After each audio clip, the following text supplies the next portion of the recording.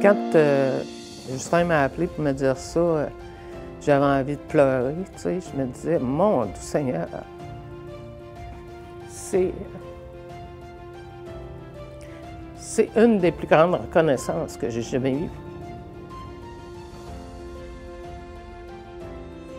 Pour moi, ça a toujours été important d'aller à la rencontre des producteurs du Bas-Saint-Laurent-Gaspésie. Je le disais, si vous avez des questions, ramassez-vous une gang, je vais aller souper avec vous autres, je vais aller dîner avec vous autres. C'était pour moi les mobiliser, puis leur dire qu'est-ce qui se passe, puis pourquoi on agit de cette façon-là, pourquoi on prend cette décision-là. Ce qui a fait ma force comme présidente, c'est les acériculteurs du Bas-Saint-Laurent. J'avais mon armée. Tout le monde était au courant que dans le Bas-Saint-Laurent, on vivait d'acériculture, puis il était comme mieux de faire attention à nous autres parce qu'on était une force. Sylvie était une ardente défendresse de notre système de mise en marché en commun qui avait été attaqué par le rapport Gagné. Sylvie a laissé sa trace dans le milieu sylvicole par sa combativité. Une femme forte, entre autres dans le dossier des terres publiques. Donc ça a permis de repousser certaines superficies qui limitaient le développement des érablières. Son grand désir d'avoir des retombées pour l'ensemble des femmes et des hommes qui vivent de la sériculture ou qui travaillent en acériculture. Ça a été un leitmotiv, je pense, pour Sylvie. Sylvie, c'est quelqu'un qui a travaillé fort pour faire connaître la sériculture, mais faire aussi connaître l'apport des femmes dans la sériculture. Une travaillante acharnée, elle connaît ses dossiers, et puis c'est une battante. C'est quelqu'un qui est une perfectionniste. Elle défendait ses producteurs. Pour elle, c'était de défendre le Bas-Saint-Laurent, de défendre sa région, de défendre la Gaspésie. Puis même si c'était un milieu pas facile, parce que je veux pas un milieu d'hommes avec une femme au travers, c'était pas toujours facile. La première fois que Sylvie est arrivée au micro, elle se présente comme une nouvelle acéricultrice, fonctionnaire. Première idée qui me passe par la tête, bon, enfin, encore un autre fonctionnaire qui décide de s'acheter une érablière à sa retraite. Et ça n'a pas été long, là. Je disais, pas autant, cette madame-là, mettons, incapable de défendre ses affaires. Une de ses grandes forces, c'est comme je te disais, c'est sa facilité de s'exprimer. C'était précis, c'était concis aussi. Ce que je suis le plus fière aussi, puis il ne faut pas que je les oublie, les femmes. J'avais une femme ou deux dans la salle. Puis là, je dis aux gars, bien, écoutez, là, vos femmes, amenez-les, ils font partie de votre entreprise, ils sont importants. Puis là, au fil des années, je voyais les femmes arriver, puis prendre part un peu à l'organisation du travail, à l'organisation syndicale. Puis je me dis, ça, pour moi, c'était une fierté de voir les femmes augmenter. Fait que ça, pour moi, c'est une question aussi d'avenir pour les producteurs et productrices, de faire de la place aux femmes. Parce que pour moi, quand on discute d'une situation, un homme, une femme, ensemble, qui discutent, qui trouvent un compromis, ça fait 1 + 1, ça fait 3. C'est une plus-value. Fait qu'il faut absolument que les femmes prennent leur place. Ça, ils ont commencé à le faire dans la région.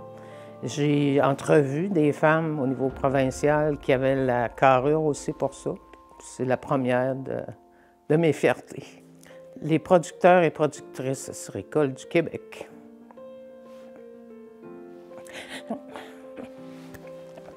Pour moi, c'était important parce que les femmes sont la moitié de l'entreprise. On dit tout le temps qu'en arrière de tout grands hommes, il y a une femme. Mais moi, je suis tannée de ça. Je me dis, il y a des femmes à côté d'eux autres. Ils sont à côté d'eux autres. Fait que le fait d'avoir introduit les productrices acéricoles du Québec pour la première fois en agriculture, c'est ma fierté, vraiment.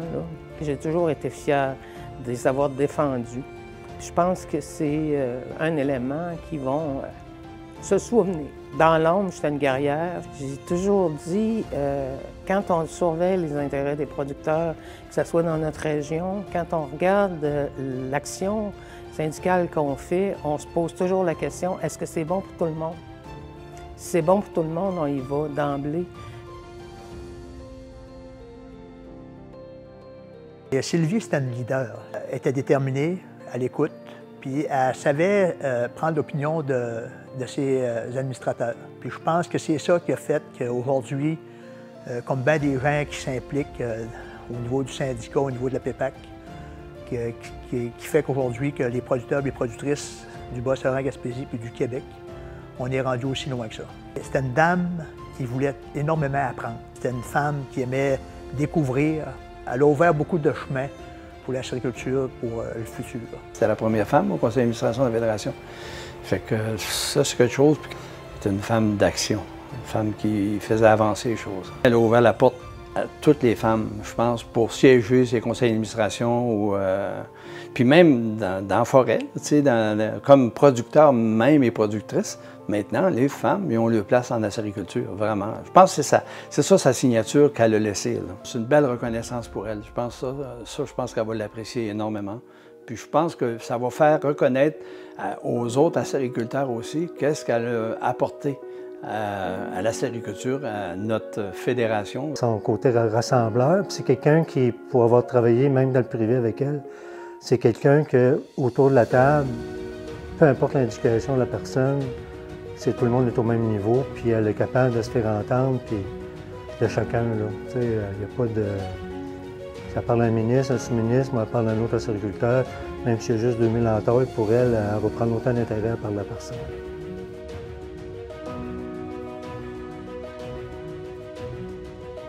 Au passage, on a donné une bonne claque au rapport Gagné, puis ça m'a fait un grand plaisir. Quand Serge a décidé qu'il fermait les livres, quand le ministre l'a rencontré pour dire « Moi, je n'ai assez entendu », j'étais fier de lui. Là, j'ai dit « T'as besoin de quoi? » Il dit « Je veux du monde à Québec. » J'ai dit « T'organises ça. » On a monté 5 autobus, il ne restait plus d'autobus Orléans dans la région, parce qu'il y avait encore du monde qui voulait monter, puis on était 1200.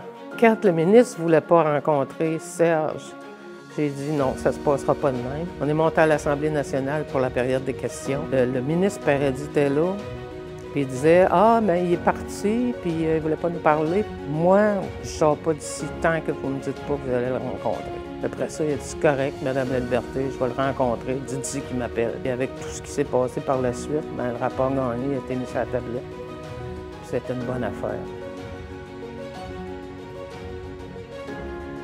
Une anecdote que j'ai en souvenir, c'est que j'oublierai jamais. C'est vraiment une des premières rencontres à laquelle j'assistais au bureau du ministère à Rimouski.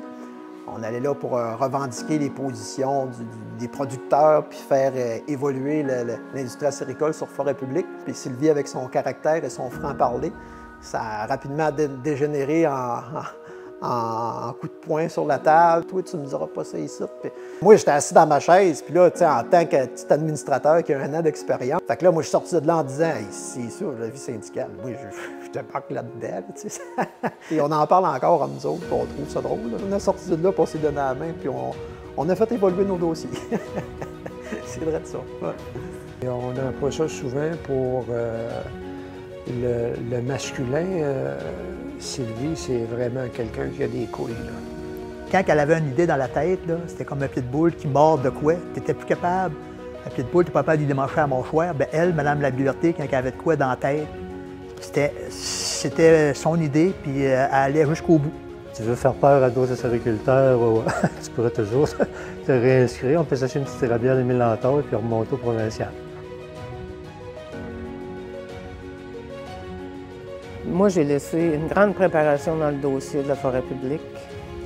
J'ai laissé un président me remplacer qui avait les compétences de poursuivre ce dossier-là. On a travaillé fort avec les industriels. On a eu je ne sais pas combien de rencontres. Puis mes gars, à un moment donné, ils disaient « Voyons, ça n'a pas de bon sens, ça va être difficile. » Je leur disais « Un éléphant, ça se mange bouchée par bouchée. » On a mis les bases, on a mis le solage de ce dossier-là, puis il est important.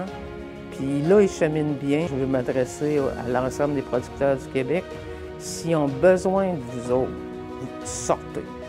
Sortez, parce que si on défend l'érable en forêt publique, on défend l'érable du Québec. Dans ce sens-là, c'est un dossier qui concerne tout le monde. Ce qu'on peut souhaiter à Sylvie pour la suite, c'est vraiment de la santé, du bonheur.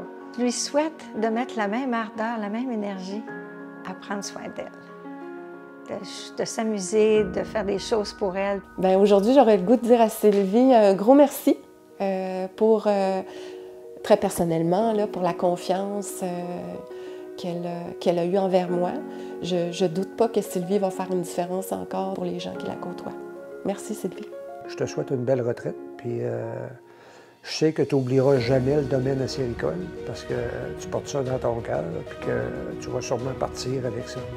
Bien, je la félicite pour tout ce qu'elle a fait. Je lui souhaite la santé et une belle retraite. Félicitations. Merci beaucoup, Sylvie. C'était réellement un charme de travailler sur ton règne. Mais aujourd'hui, on est capable de dire que le prix Jules Gauvreau te revient haut la main, Sylvie. Merci beaucoup. Il y a eu des bons coups. Ça a été une belle période de ma vie, vraiment. Là.